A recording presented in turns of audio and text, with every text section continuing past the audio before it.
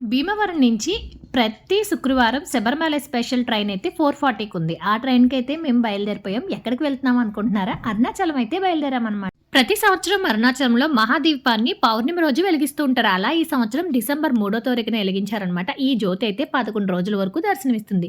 ఆ జ్యోతి ఉన్నప్పుడే గిరిప్రదక్షిణ చేసి స్వామివారి దర్శనం చేసుకుంటాం ప్రతి సంవత్సరం. అలాగే ఈ సంవత్సరం కూడా దీప దర్శనం చేసుకొని గిరిప్రదక్షిణ కోసం అయితే మేమంతా బయలుదేరిపోయాం. నేను, మా వారు శ్రీకర్, హర్ష, అత్త, వదిన, అమ్మ మేమంతా కలిసి అరుణాచలం అయితే బయలుదేరిపోయామండి. జర్నీలో ఫుడ్ అంతగా బాగోదు కాబట్టి నేనైతే మామిడికాయ పులుసు పొండి, అత్త పులిహార, అమ్మ ఇడ్లీ వేసి తీసుకొచ్చారనమాట.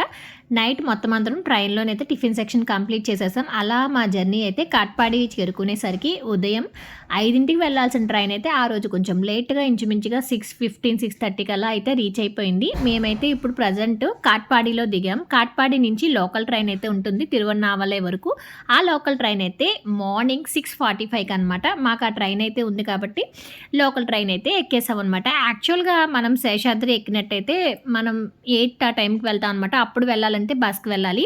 లోకల్ ట్రైన్ అయితే మార్నింగ్ కాట్పాడిలో 6:45కి అవైలబుల్లో ఉంటుంది కాబట్టి ఈ ట్రైన్కి మాకు చాలా బాగా అయితే టైం సెట్ అయిందనమాట. డైరెక్ట్గా మనం తిరువన్నామలై వెళ్ళడానికి ఎవ్రీ వెన్స్డే ట్రైన్ ఉంది కానీ రిజర్వేషన్స్ అయితే మనకి టైం ప్రకారం అవ్వవని మేమైతే శబరిమలై స్పెషల్కి అయితే ఎక్కామన్నమాట. సూర్యోదయ వేళ ప్రకృతి అందాలను చూసుకుంటూ ట్రైన్ అయితే ముందుకు సాగితే మేము తిరువన్నామలై రీచ్ అయ్యేసరికి ఇంచుమించుగా 9:15 అలా అయితే అయిందనమాట. తిరువన్నామలై దిగి అక్కడి నుంచి రాజగోపురం వరకు మనకి సర్వీస్ ఆటోలు అయితే ఉంటాయండి. ఈచ్ పర్సన్కి వచ్చి 30 రూపీస్ తీసుకుంటారు అనమాట. వాళ్ళు అక్కడ ఎక్కించుకుని మనల్ని అయితే రాజగోపురం దగ్గర డ్రాప్ చేసేస్తారు. మేము రాజగోపురం దగ్గర ఎందుకు దిగామంటే మేము తీసుకున్న రూమ్స్ ఇంద్రలింగానికి చాలా దగ్గరలో ఉంటాయి అనమాట. అందుకని చెప్పి మేము అక్కడ రాజగోపురం దగ్గర దిగేసాము. నత్తమన్నార్ అనే దాంట్లో అయితే రూమ్స్ తీసుకున్నామండి. మేము ముందుగానే బుక్ చేసామన్నమాట.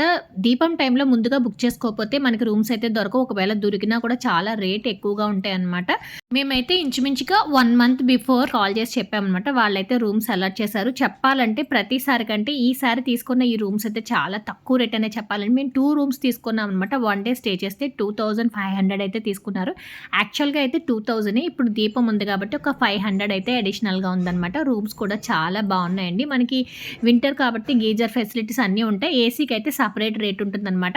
మన తెలుగు వాళ్ళందరూ అరుణాచలం అంటాం కానీ యాక్చువల్గా ఆ ఊరి పేరు వచ్చి తిరువన్నామలై అనమాట. అందుకని చెప్పి ఎప్పుడన్నా ట్రైన్స్ సెర్చ్ చేసేటప్పుడు తిరువన్నామలై అని సెర్చ్ చేయండి.